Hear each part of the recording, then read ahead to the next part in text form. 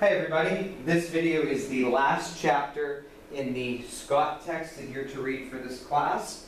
If you get around to looking at the other chapters, great, but I'm really trying to highlight areas that I think are particularly important. So we only looked, when we looked at the Scott text, we looked at chapter 2, chapter 3, and chapter 4. We introduced the concept of institutionalism.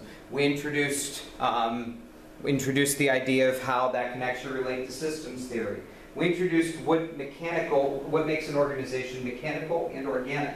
So these are key ideas, and these are things that will help you understand organizations as institutions. So what should you do with this book? I would argue you should keep this book for the definition section of your dissertation.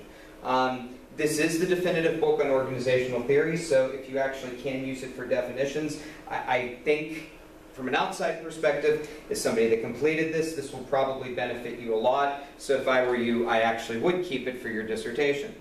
So chapter 4 really just continues the analytical framework more than anything else, and using it for research. So I've tried to cut this and only cover stuff that I think is appropriate for schools, but I think there's a lot of good stuff that you might be able to use as appropriate takeaways and also help you understand theories better. So the argument that Scott is going to make more than anything else is that for an organization to do well, they have to be built so they can grow, so they can be similar to other organizations in the market. So think about this in theory. All organizations want to be bigger, and they want to have the capacity to serve a large number of people. It makes them more successful. And they want to be just as good as the other organizations in the market.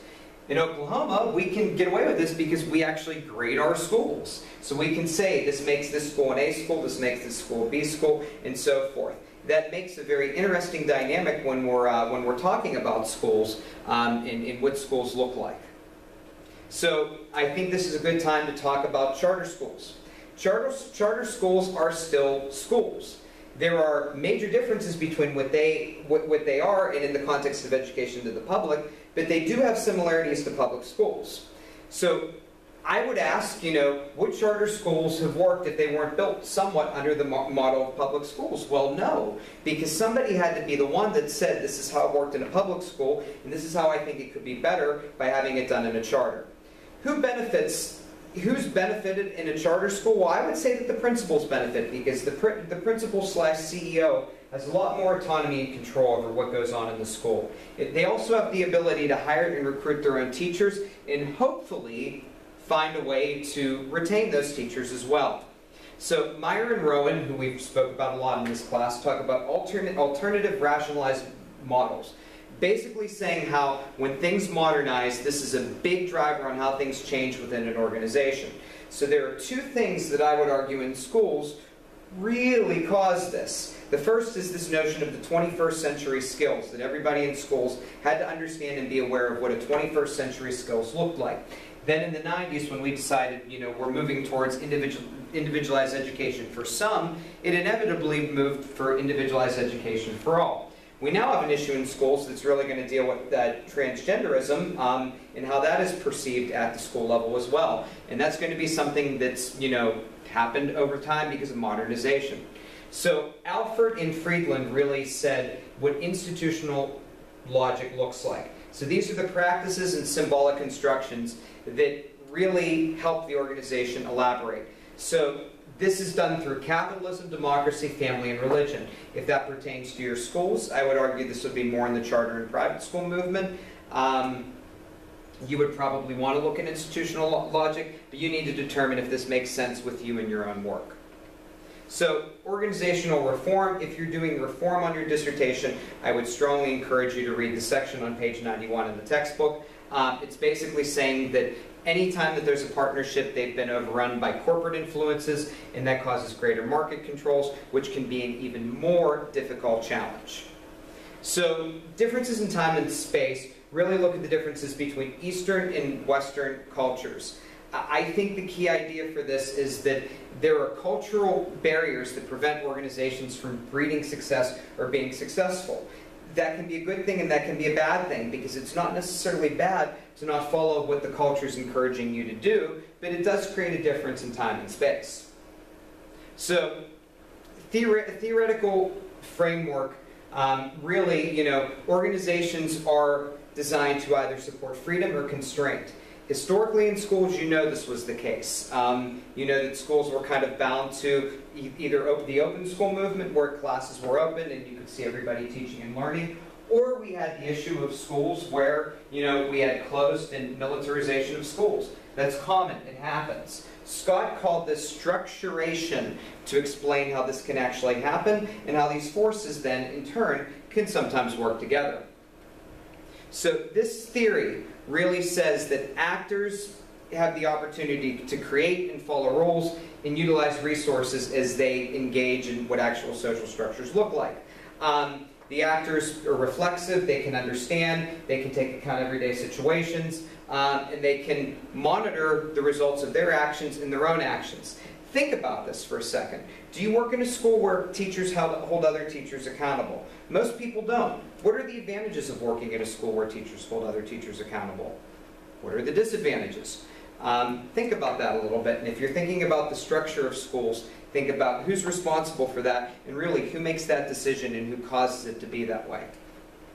So agency is really if somebody can have an effect on the social world, if they can give their teachers agency and empower them. Choices are imagined, reevaluated constantly, and they're also reconstructed through different dialogues and as things occur. I would say that the concept of agency is much more tied towards social justice in schools. So if you're interested in looking at social justice in schools, maybe look at the concept of agency and empowerment. So what does this do with education? It connects with education when schools can be empowering.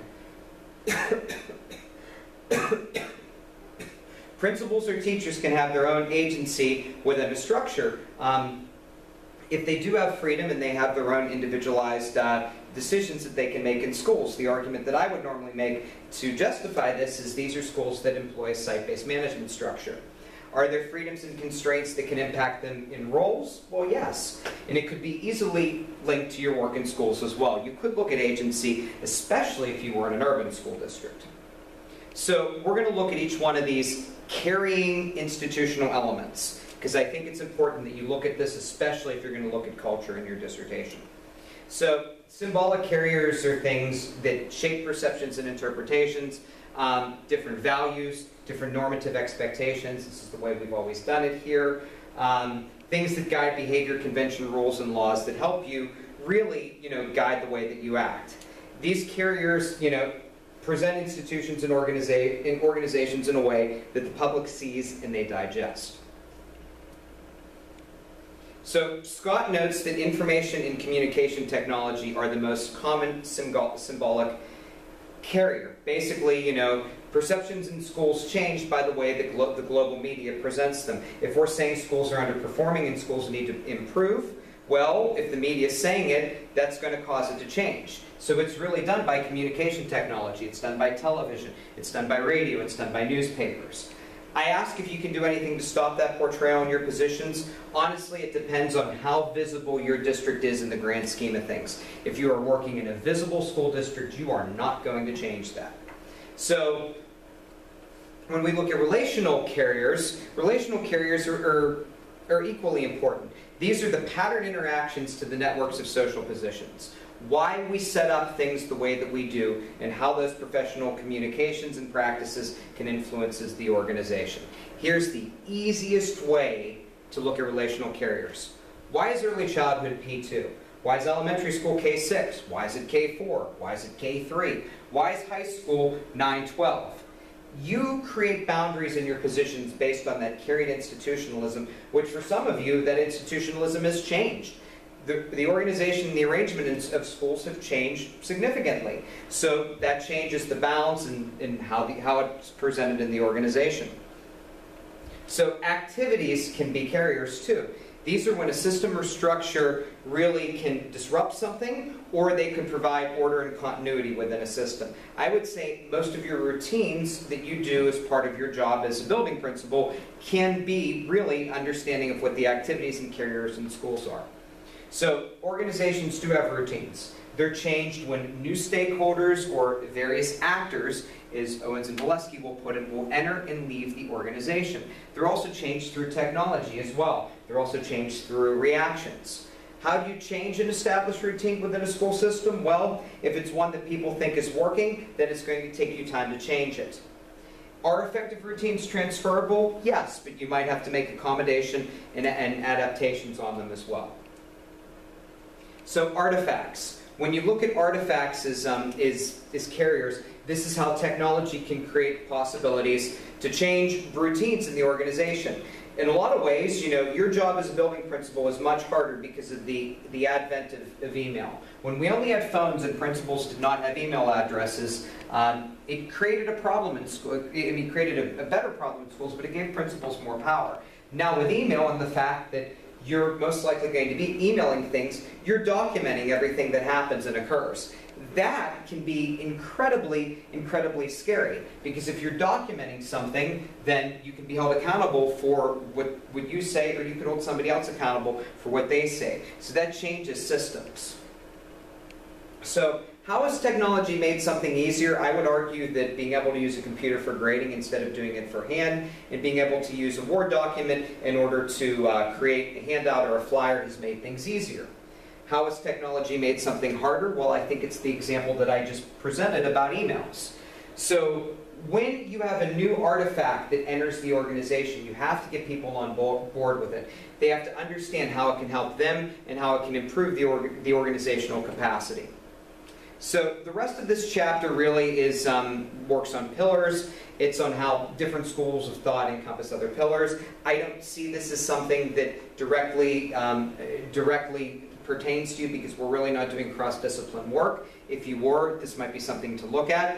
The rest of the book says how to create institutions, and how to maintain them, and how the processes work within the institutions.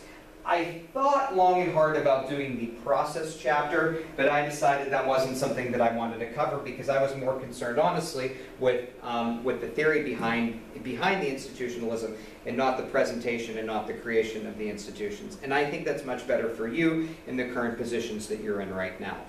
So if you're interested in reconstruction of schools, look at these chapters. If you were looking at private or charter schools, this is the book that you need to be reading. For the rest of you, try to focus on how the theories can help you with your already existing work. So I'm going to cover some more content, but I wanted you to kind of keep in mind, really, you know, how Scott's perspective can help you relate for theory. This is the definitive book for organizational theory. I would not say that unless it actually was. Trust me, it is. So I want you to look at this and use it for what you can use it for, and hopefully it helps you.